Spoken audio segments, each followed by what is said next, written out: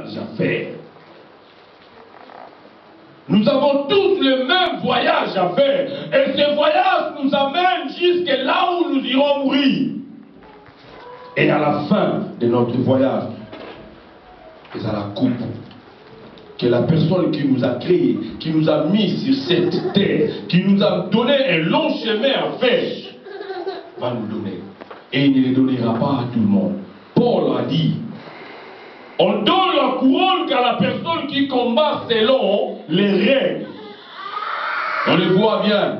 Quand le coureur court, il est champion, il sort le premier. Mais à la fin, on regarde, on dit, mais non, il ne pouvait pas être premier. On l'examine, on voit qu'il a pris quelque chose comme drogue.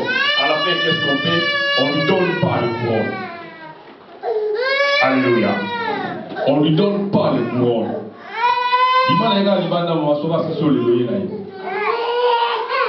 Alléluia. Et un homme qui court selon les règles, qui fait ses voyages selon les règles, va arriver là où il doit arriver. Et à la fin, Dieu lui donnera le couronne. Parce que nous en avons besoin. Parce qu'un homme qui marche, qui fait son voyage, s'il n'a pas encore arrivé là où il ne va pas arrêter de continuer de voyager. Il doit continuer de voyager parce qu'il doit arriver là où il doit arriver. Et ce voyage de la vie, comment on doit le faire? Nous sommes dans le premier point. Comment faire ce voyage? Il y a une seule réponse. Un grand R. Ce voyage, on ne peut le faire que sans bagage. Dis à ton frère, sans bagage.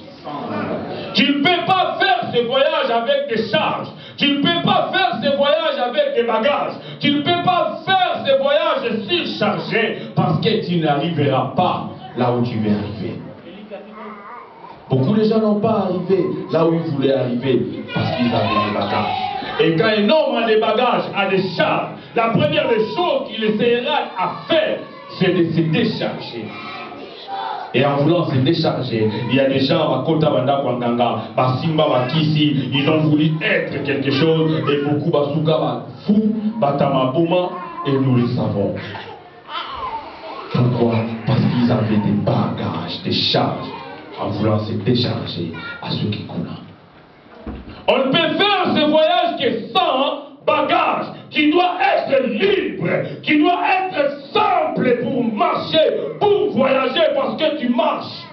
Tu as commencé à un point, tu vas à un autre point, et tu dois arriver. Avant que tu arrives, tu dois être libre. Tu dois calmement marcher humblement, sans problème, sans difficulté. Et il n'y aura pas de choses qui vont te détourner à gauche ni à droite, parce que tu regardes devant. La Bible dit, celui qui met sa main sur une charrue et regarde en arrière n'est pas digne pour le royaume des cieux. Il parle à Josué et il lui dit, médite cette parole afin que tu ne détournes ni à gauche ni à droite. Parce que tu as un voyage à faire.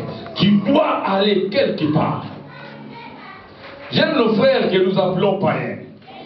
Ou même pas païens, ou même nous les chrétiens. Regarde bien. Un homme qui quitte, par exemple, je vis des gens qui quittent l'Afrique pour venir en Europe, ils le disent, il quitte Kinshasa, il prend quelque chose, Brazza, Gabon, tout ça. Et il ne passe pas directement. Quand il arrive à Brazzaville, il doit encore chercher l'argent pour travailler, d'avancer à Gabon. Il arrive à Gabon, il doit passer du temps de travailler, de chercher l'argent, et il avance. Petit à petit, jusqu'à ce qu'il va arriver en Europe, parce qu'il a un voyage à faire. Il regarde devant. Il sait que je ne suis pas ici pour m'arrêter ici. Je dois avancer. Alléluia. On doit faire ce voyage sans bagage. Et comme on a dit que ce voyage, on ne peut le faire que sans bagage, nous allons partager quelques bagages, quelques sacs, quelques bagues qui nous empêchent d'avancer, qui nous empêchent d'aller de l'avant. Alléluia. Le premier bagage, c'est le péché. Le premier bagage, c'est le péché. Dites à ton frère le péché. Et le péché, divisons-le en deux parties. Nous avons le péché péchés présents qu'on a déjà fait et les péchés futurs qu'on n'a pas encore fait mais qui sont dans nos têtes. On doit bien illustrer tout ça pour que nous puissions comprendre.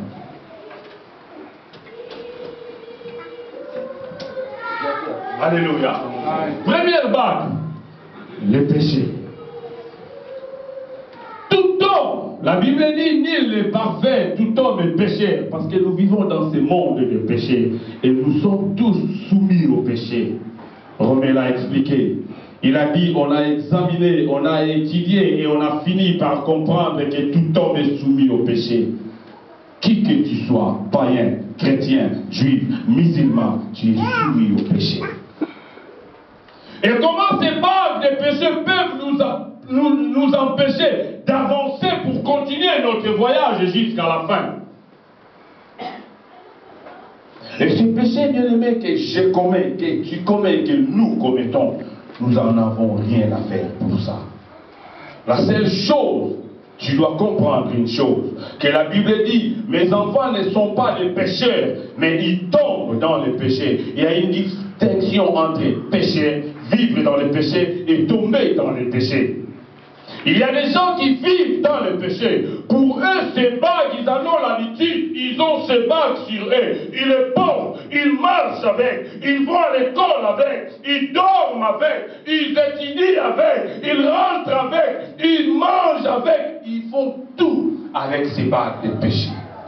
Mais nous, les enfants de Dieu, ces bagues, nous ne l'avons pas en permanence. Un vrai enfant de Dieu, né de nouveau, et qui a reçu Christ dans sa vie, ces bagues de péché, il ne l'a pas en permanence. Mais c'est un bague qui vient, il peut tomber dans le péché. Et bien aimé, quand il tombe dans le péché, tu ne peux plus rien faire pour ce péché. Parce que tu viens de tomber. Et la seule chose que tu dois faire, c'est de confesser ces péchés devant le Seigneur, et lui demander de te pardonner, et de continuer de marcher. Parce que tu dois marcher, tu dois continuer. Alléluia. Tu dois continuer. J'ai vu beaucoup de couples qui se sont divisés, il y a eu le divorce tout simplement à cause de ces bagues. Un autre est allé faire l'impudicité avec quelqu'un d'autre. En rentrant à la maison, sa femme est au courant, le divorce arrive. Rien que pour ce péché. Oh, c'est un bague. Quand tu l'as et que tu le portes, bien aimé, comprends que j'ai ce bague de péché. Tu dois le déposer par terre et de continuer de marcher. Même si c'est ton mari, même si c'est ta femme qui porte ces bagues quelque part, bien aimé, accepte, les confesse ces péchés et dépose cette bague. Que cette bague ne vous empêche pas de continuer. Beaucoup ont commencé ce voyage de mariage, et le mariage est arrivé, s'est arrêté au milieu. Ils n'ont pas pu finir ce voyage à cause du péché. À cause du péché. J'ai vu beaucoup d'hommes de Dieu qui ont arrêté le ministère à cause du péché. Il a arrêté le ministère. Il n'a pas pu continuer son voyage. Est-ce que les péchés peuvent t'empêcher de continuer ton voyage? Non, parce que je dois les confesser. Et oubliez ça. Dans Isaïe chapitre 53, la Bible dit, Christ a porté les péchés de plusieurs. Si c'est lui qui est capable de porter les péchés de plusieurs, quand je tombe dans le péché, il y a quelqu'un capable de porter ces bagues pour moi, parce que je ne suis pas capable de marcher avec ces bagues. Parce que ces bagues vont me détruire. Ces bagues vont me tuer. Ces bagues vont m'empêcher d'avancer, de progresser dans ma vie. Adam et Ève ont péché. Ils étaient sans bague. Ils marchaient calmement, tranquillement dans leur voyage.